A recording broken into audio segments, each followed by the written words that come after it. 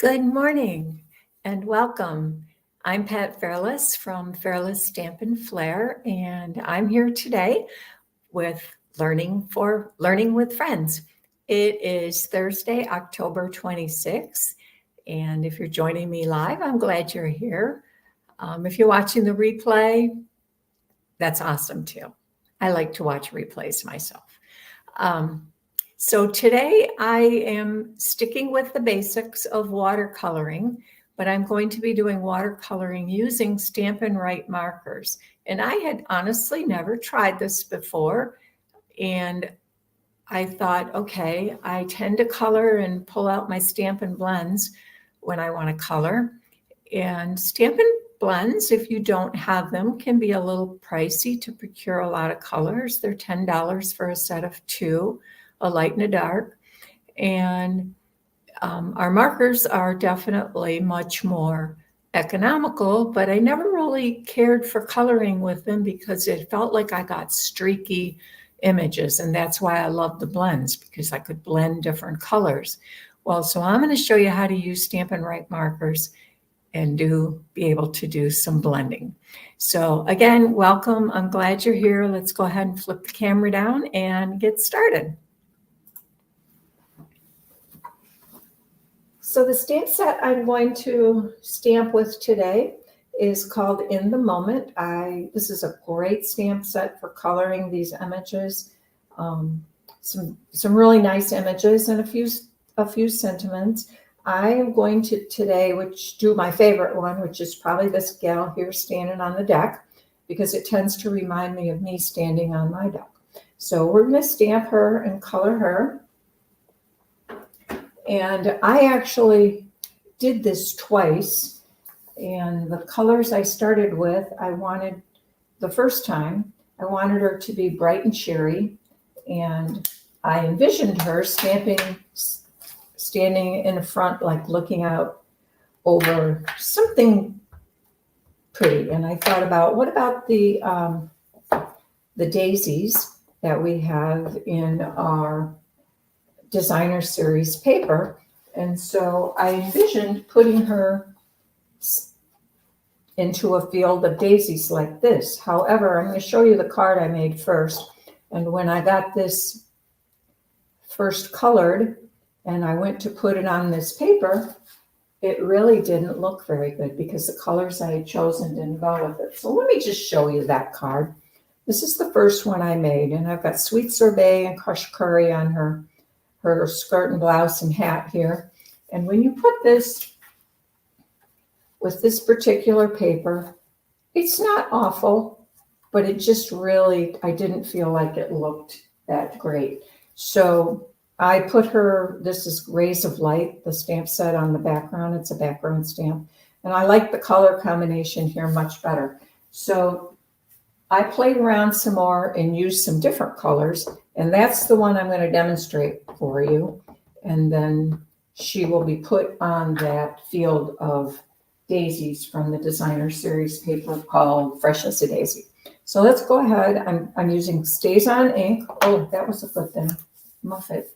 On my hands, because this stays on. You do not want to drop this on your floors or your good countertops, because Stays On is permanent. And so try not to muff it and drop it. It also doesn't come off your hands very well. So that was almost a disaster when I fumbled it, but we averted the disaster. So I'm pushing kind of hard here. I am using watercolor paper because we are going to be using our water painter with our blends. And all right, that turned out pretty good. Now to clean Stays On, I use Stays On cleaner. Duh, right? Makes sense.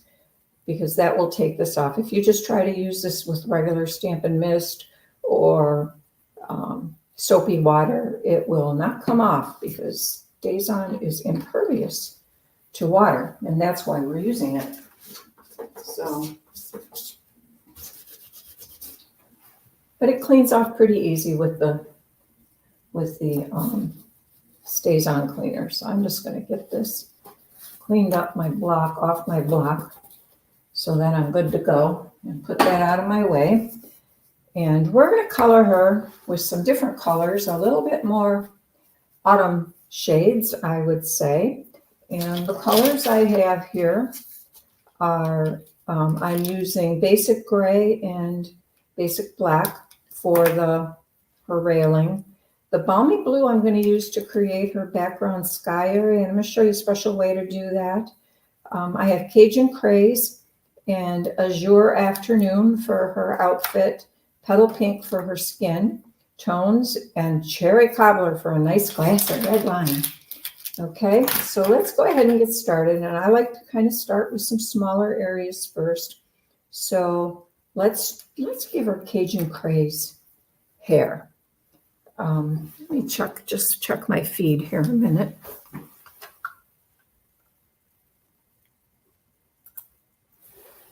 Something flashed and didn't look right, so I don't know. Okay, so hopefully you've been able to see what I've been doing. I think I had both highlighted, or one of them.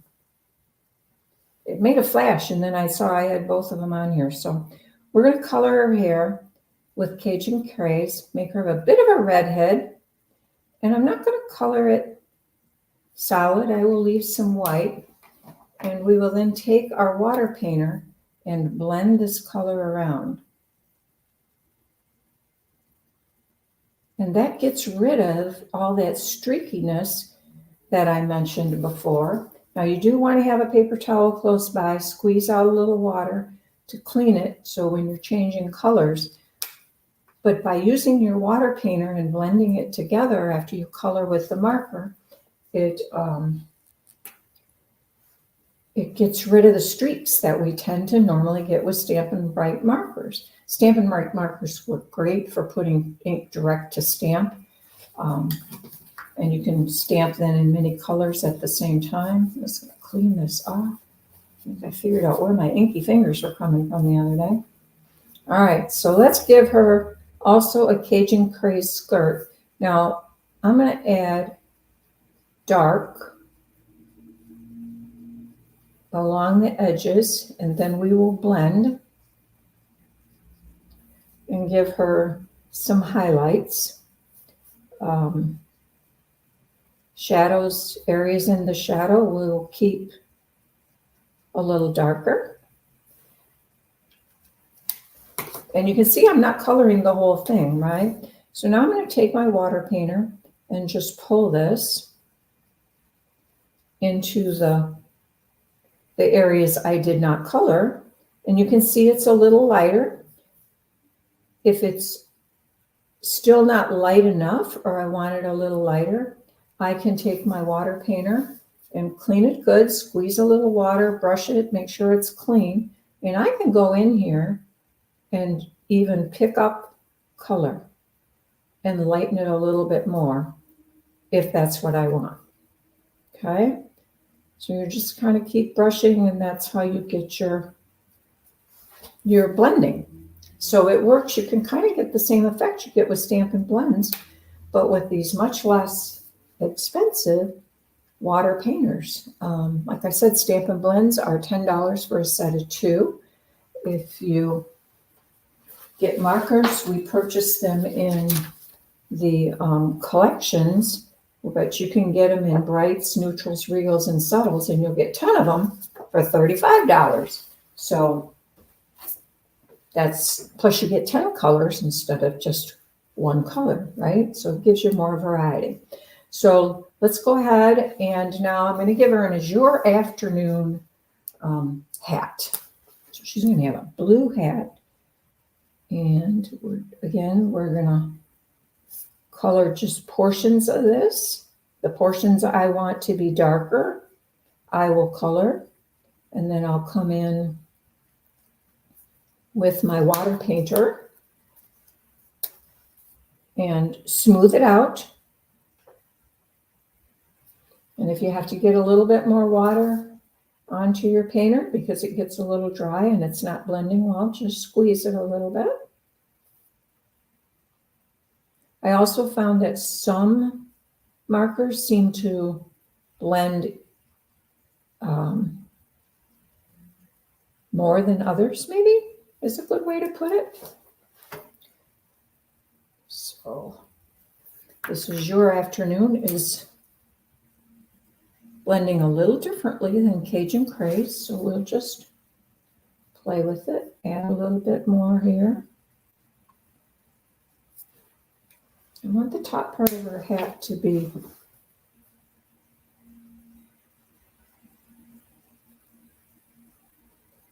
lighter. And I'm squeezing a little bit just to get a little bit more water onto my watercolor paper. And this is why I recommend using watercolor paper. You could use regular cardstock, but the watercolor paper will hold up much better to additional water. Okay, so we just keep blending these colors out. And if we need to come back and add some more, we can do that. If you're doing two colors and you're not getting the blending with the light and dark, and I'll show you this in a minute when we do the fence, you can also use two different colors of Stampin' Write markers. So, all right, let's go ahead and do her blouse. And I'm going to put the ink first where I think there's going to be shadows and darker, and I usually use the artist's lines to do that, to tell me where that's going to happen. And I also found working a little bit in smaller areas is helpful, so the ink from your marker, before it's dry, you can then pull it around a little bit easier. Now I got a little extra water there, so I'll just maybe dab some of that up. Kind of a big drop, and see how I can pull that up and it lightens. And then we'll add a little, and you just kind of keep going back and forth.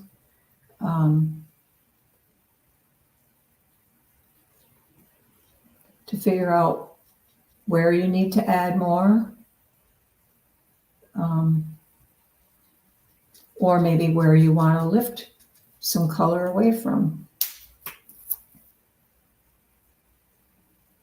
It also starts blending better once your watercolor paper is a little damp. So if you're having trouble with the blending, maybe just do what I'm doing right now, is just kind of color up with the water painter all over it to make it wet. And then you can come back with your marker and add some highlights.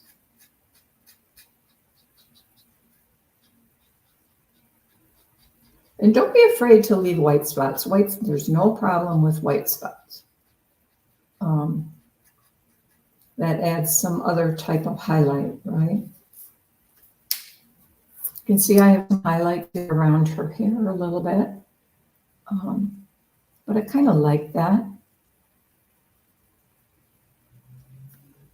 So, okay, and I think I missed just a tiny bit of her hair right here. That looks more like hair than a blouse. So I want to make sure I clean my blue out of here, or I'll give her blue hair. And then just pick this up and blend it a little bit. Okay. So clean this up. And now let's switch to color her skin. And I'm going to use Petal Pink, and shadows are probably at the bottom. If light's coming from the top, it's probably the darker areas. So add your ink there. And then just pull it towards the other areas.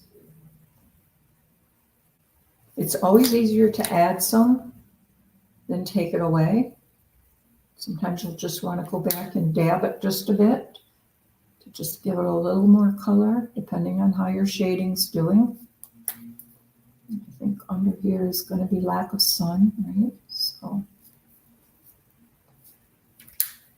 and I'm going to wet this arm a little bit first, just to see if I can show how it makes a little bit of a difference.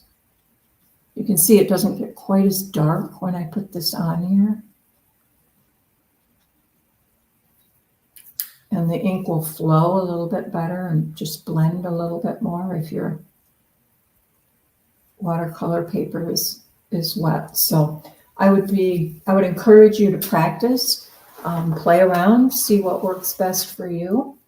Now she needs her glass of wine, so I'm giving her red wine.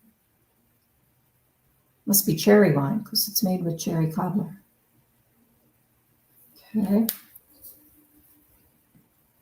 And I'll just use this to kind of get rid of some of the lines and just blend it. If I want to take a little color away, I'm cleaning my water painter over here on a paper towel with a clean one. I pick it up and you see how I'm getting this little bit of a lighter spot here. Can you see that? So I was able to just lift some color where I wanted to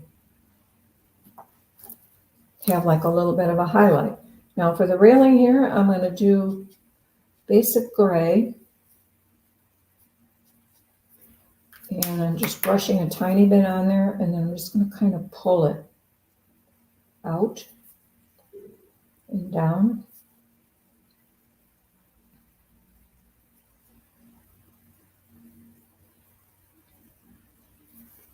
And we'll do the same thing on the other side.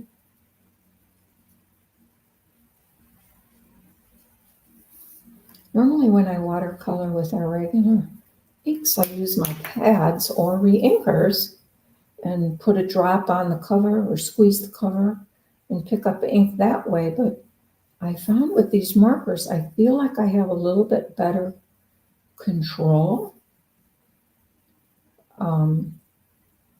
And I'm able to move the color around a little bit more than I can by picking up ink. Don't get me wrong, I love doing the other as well, but I feel like I get a little bit more control. So now I want to deepen this here because we're going to have some shadows here up close. So I took black to actually get it darker. And you can see I'm just kind of pulling that out just to create a little bit of a darker shadow. And that's what I meant by using two different colors of markers in similar tones. Like you could use a dark blue and a light blue, maybe a night of navy and a balmy blue, and create some shadows that way if you're having a hard time with just doing it all with the same color. I found pick two similar colors and you can shade that way, doing exactly what I'm doing here. So now I like to, and see I did get inky finger. Doesn't come off very well either. I like to behind my image, so the background, especially here, it's obviously a sky. It's got some little birds up here, gulls, whatever. I like to tint this just a bit. So what I found is I took an acrylic block and I took this is balmy blue, and I just scribbled some ink on here on my block. And I'm going to pick that up with my water painter. But I don't want it to get too dark, right? We just want it to be a very light wash. So I'm adding a drop of water, not on the scribbles, but down here. And I will pick up a little ink and start scribbling. And you can see how that's a little probably darker than I want. So now I just keep picking at this dab of water that I put here and using my water painter to lighten that up and brush it out. Okay, so we'll add a little down in here. And if you get it where it's too dark because you got more ink than you wanted, just grab a little water and add it, and it will lighten the color. Now I'm going to die cut this, so I'm just kind of going to go all the way around her. and add some color. I can also squeeze my water painter. So this is a little dark, right? So I just grabbed and dipped my water painter into my drop of water on my block. And I just work my way around. And if your tip of your brush is quite wet, which mine is now because I've dipped it in this little bit of water, that will also really lighten your ink. And so you don't have to be quite so worried about picking up too much because you can really brush it out once your water painter is pretty wet.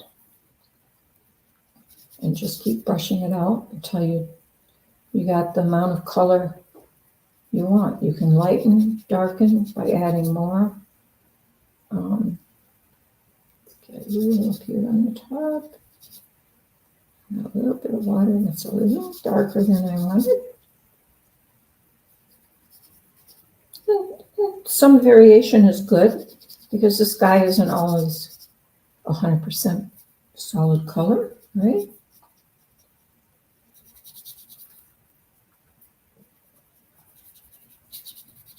It's variation in the color of the sky. And don't forget to go into her arm. Now be careful here. You do not want to get too close to her blouse or her hair because you will pull those colors in there.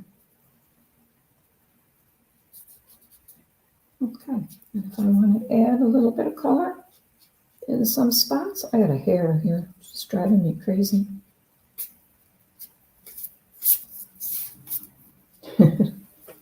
I can always scribble a little more ink on my block if I want to add more variation in my sky. But if it gets too much, just pick up some water and brush back and forth until you get it the way you like it. So there we go. Hopefully you can see there's this slight color wash in there behind her, but it's just enough to take away the starkness. And when you see it in person, for sure, it really makes a bigger impact, looks a little more natural. So let me show you that card that I then was able to use with the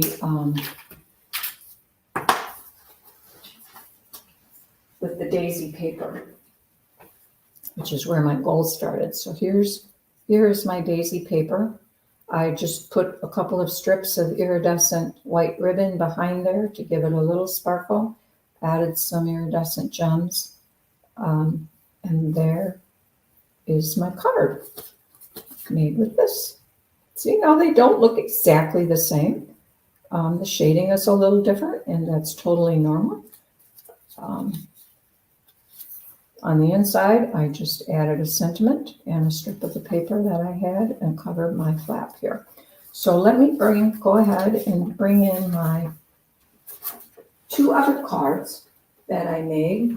The other card I made, I used Playing in the Rain, another super fun stamp set for coloring if you like to color. And this little happy guy down here was the one I used. And this is a bright, bright cherry card. It's made with Parakeet Party and Sweet Sorbet and He's Pecan Pie.